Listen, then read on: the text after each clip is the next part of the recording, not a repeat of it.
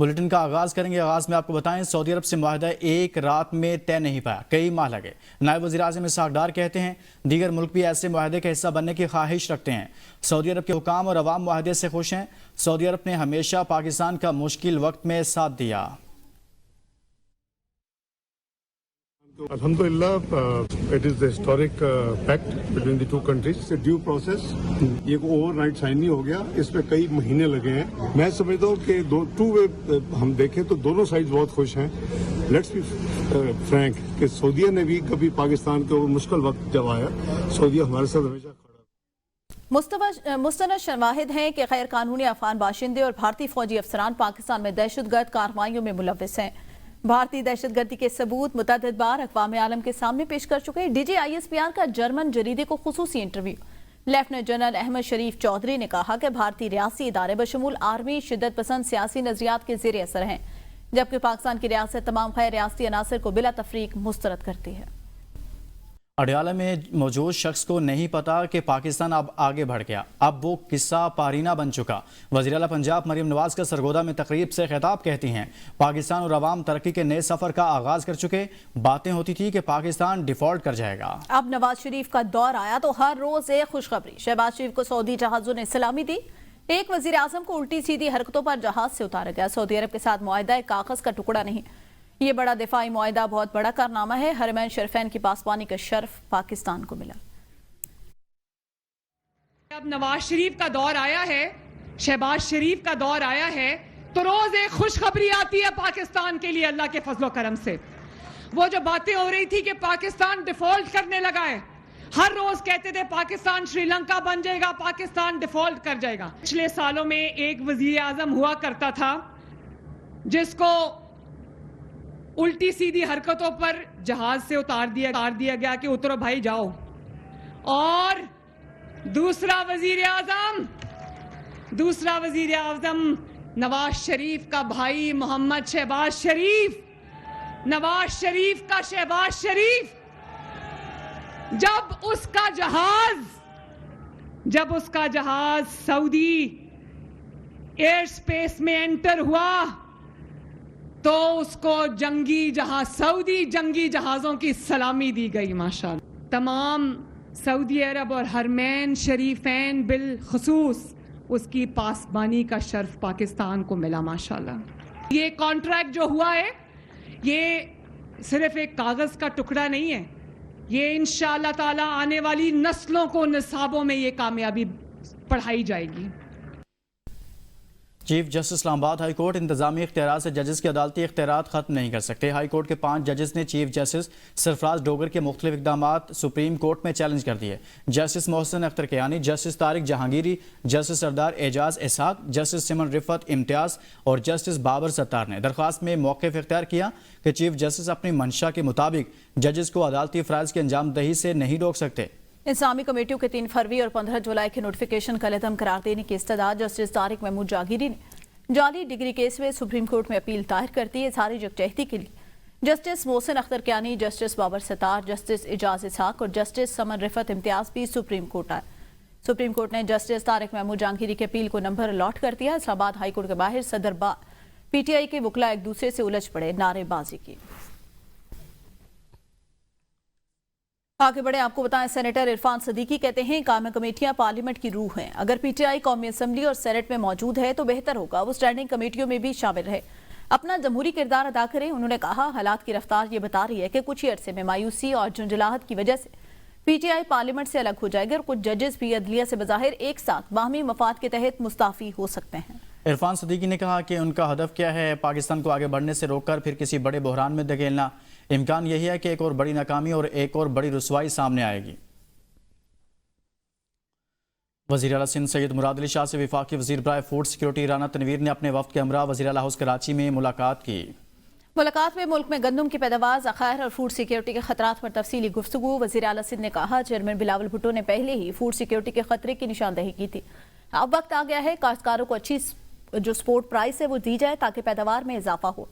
وفاقی وزیر رانا تنویر نے بتایا گزشتہ سال گندم کی بوائی میں 6% کمی ہوئی جس کی وجہ سے پیداوار متاثر ہوئی۔ انہوں نے کہا وزیر اعظم کی ہدایت پر وہ سندھ حکومت سے مشاورت کے لیے آئے ہیں تاکہ اسٹریٹجک گندم ذخائر کی منصوبہ بندی کی جا سکے۔ اجلاس میں اتفاق کیا گیا گندم کی درآمد کی بجائے مقامی کاشتکاروں کو حوصلہ افزائی دی جائے اور ایسی نیشنل پالیسی تشکیل دی جائے جس سے فائدہ براہ راست کاشتکاروں کو ہو نہ کہ مڈل مین کو۔ اجلاس کو آگاہ کیا گیا گندم کی اوپن مارکیٹ میں قیمت 3300 سے 4000 روپے فی من ہے، اس حساب سے سپورٹس پرائز مقرر کرنا ناگزیر ہے۔ مشکل کی گھڑی میں ہم متاثرین کے ساتھ کھڑے ہیں اور ان کے نقصانات کا ازالہ کیا جائے گا۔ پنجاب کی سینئر وزیر مریم اورنگزیب نے علی پور کے سیلاب متاثرین سے گفتگو کرتے ہوئے کہا سیلاب متاثرین کی مشکلات کا مکمل اندازہ ہے اور ان کے خاتمے کے لیے اقدامات کیے جا رہے ہیں۔ نقصانات کا تخمینہ لگانے کے بعد متاثرین کو دوبارہ ان کے گھروں میں بسایا جائے گا۔ انہوں نے مزید کہا کہ بڑی آفت سے نمٹنے کے لیے انتظامیہ پوری طرح متحرک ہے اور وزیر اعلیٰ پنجاب کی تشکیل کردہ ٹیم کے وزراء متاثرہ علاقوں میں موجود ہیں۔ قائم مقام صدر یوسف رضا گیلانی کی جلال پور پیروالا آمد، فلڈ ریلیف کیمپ کا دورہ بھی کیا۔ یوسف رضا گیلانی کا کہنا تھا کہ سیلاب سے جنوبی پنجاب میں سب سے زیادہ نقصان ہوا، مشکل کی گھڑی میں سیلاب متاثرین کے ساتھ کھڑے ہیں، جلال پور پیروالا کے متاثرین کی ہر ممکن مدد کی جائے گی۔ انہوں نے مزید کہا مخیر حضرات سیلاب متاثرین کی مدد کے لیے آگے آئیں۔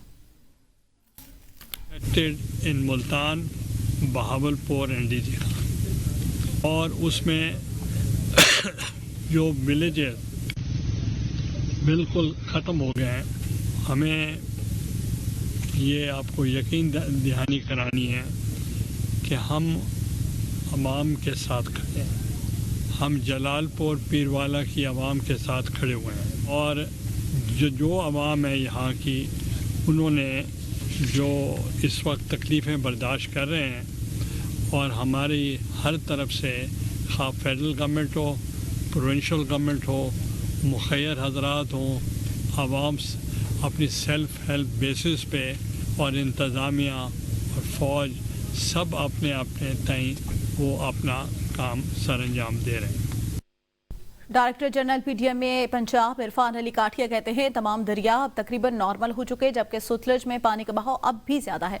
سیلاب سے اب تک 123 اموات ہوئے، 4,07,030 افراد اور 25,82,000 ایکڑ زمین متاثر ہوئی، 6,12,833 لوگوں اور 20 لاکھ جانوروں کو ریسکیو کیا گیا۔ عرفان کاٹھیا کا کہنا تھا گجرات اور فیصل آباد میں سب سے زیادہ فصلیں تباہ ہوئی، ملتان کے بریچنگ پوائنٹس کو پر کیا جا رہا ہے۔ Situation is, as far as flows in the river are concerned, situation is quite normal. تمام ہمارے پانی کی پیکس اب پنجاب سے گزر چکی ہیں۔ گجرات ڈویژن اینڈ فیصل آباد ڈویژن اور پھر ملتان ڈویژن، ان ڈویژنز میں سب سے زیادہ کراپ کا نقصان ہوا۔ تمام جو 123 ڈیتھس ہیں، ان میں majority of the deaths they are accidental in nature. Multan میں جب پانی داخل ہوا تو ملتان میں گیلانی ایکسپریس وے پہ کٹ آیا، جس کو اب NHA ریپیئر کرنے میں وہ مصروف عمل ہے۔ ایگریکلچرل لاسز ہیں یا لائف سٹاک لاسز ہیں، چیف منسٹر پنجاب نے پراپر جو سروے ہے وہ ہمارا 24 سپٹمبر سے یہ سٹارٹ ہو رہا ہے۔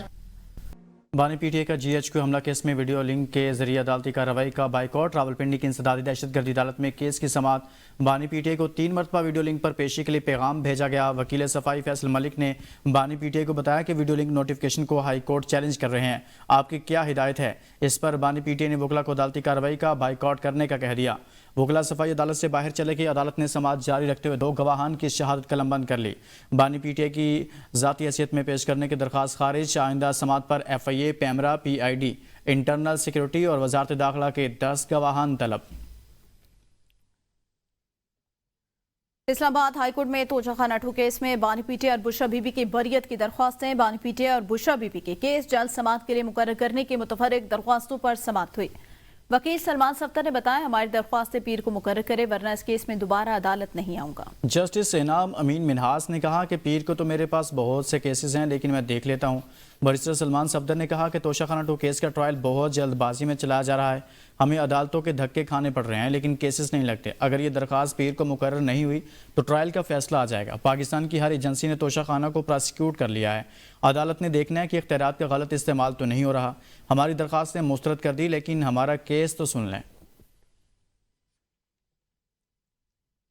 وزیر توانائی اویس احمد لغاری نے کہا ہے کہ independent system and market operator کو شروع سے ہی اہم ذمہ داری سونپی گئی اس کی ذمہ داری میں پاور سسٹم بطور آپریٹر چلانا شامل ہے. بجلی کی مسابقتی مارکیٹ کا انتظام منصوبہ بندی بھی اس کی ذمہ داری ہے. وزیر توانائی اویس اکمل لخاری نے TBMM ورکشاپ سے ورچوئل خطاب کرتے ہوئے کہا یہ اقدامات توانائی کے محفوظ مستقبل کے لیے بنیادی حیثیت رکھتے ہیں. ہم بجلی کی پیداوار، تجارت اور ترسیل کو ایک نئے دور میں داخل کریں گے. CTBCM عالمی تجربات کی روشنی میں تیار کردہ ایک نظام ہے. یہ نظام بجلی شعبے میں شفافیت، مسابقت کے فروغ کے لیے ڈیزائن کیا گیا. یہ کوئی تجربہ نہیں بلکہ برسوں سے تیار کردہ اصلاحاتی منصوبہ ہے. اس کے تحت 800 میگا واٹ وہ ویلنگ ڈیمانڈ مسابقتی عمل سے الاٹ کی جائے گی. میئر کراچی مرتضی وہاب نے گرین لائن اور ریڈ لائن منصوبوں میں تاخیر اور اس سے پیدا ہونے والے عوامی مسائل پر شدید تحفظات کا اظہار کرتے ہوئے PIDCL سے مطالبہ کیا کہ ان منصوبوں کی تکمیل کی حتمی تاریخ دی جائے. کراچی کی سڑکوں کی مرمت، فٹ پاتھوں کی حالت اور منصوبے کی مقررہ مدت کے حوالے سے KMC کو مطمئن کیا جانا ضروری ہے. انہوں نے کہا کہ 2017 میں جاری کیا گیا NOC اب تک مکمل نہیں ہوا. اگر یہی رفتار رہی تو منصوبے 2035 تک بھی مکمل نہیں ہوں گے. مقامی قیادت کو منصوبوں کی تکمیل میں شامل کیا جائے تاکہ شہر کی صورتحال بہتر ہو سکے.